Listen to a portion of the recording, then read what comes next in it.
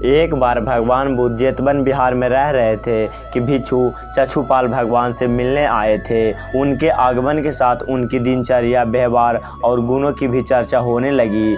भिक्षु चछुपाल अंधे थे। एक दिन बिहार के कुछ भिक्षुओं ने कुछ मरे हुए कीड़ों को चछुपाल के कुटी के बाहर पाया। उन्होंने चछुपाल की निंदा करना शुरू कर दी कि उन्होंने जीवित प्राणियों की हत्या की है। भगवान बुद्ध ने निंदा कर रहे उन भिक्षुओं को बुलाया और पूछा, क्या तुमने भिक्षु को कीड़े मारते हुए देखा है? उन्होंने उत्तर दिया, नहीं। इस पर भगवान बुद्ध ने उन साधकों से कहा कि जिस तरह तुमने उन्हें कीड़ों को मारते हुए नहीं देखा है, वैसे ही चछुपाल ने उन्हें मरते हुए भी नहीं देखा है और उन्होंने कीड़ों को जानबूझकर नहीं मारा है, इसलिए उनकी निंदा करना उचित नहीं है। भिक्षुओं ने इसके बाद पूछा कि चछुपाल अंधे क्यों हैं? उन्होंने इस जन्म में अथवा पिछले जन्म में कौन से पाप किए थे?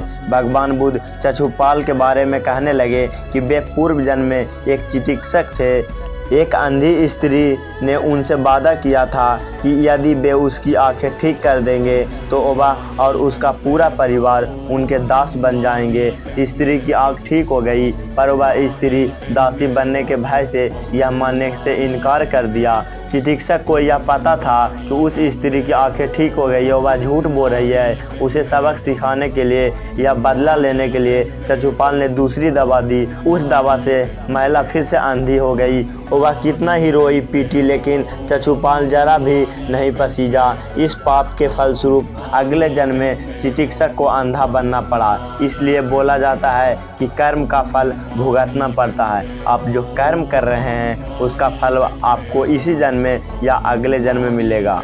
तो कर्म करते रहिए और अच्छे कर्म करते रहिए और सफलता की ऊंचाइयों को छूते रहिए। कहानी सुनकर आपको कैसा लगा कमेंट में ज़रूर बताएं। Like, share and subscribe. मिलते हैं हम दूसरे वीडियो में। तब तक के लिए आप सभी का बहुत बहुत धन्यवाद।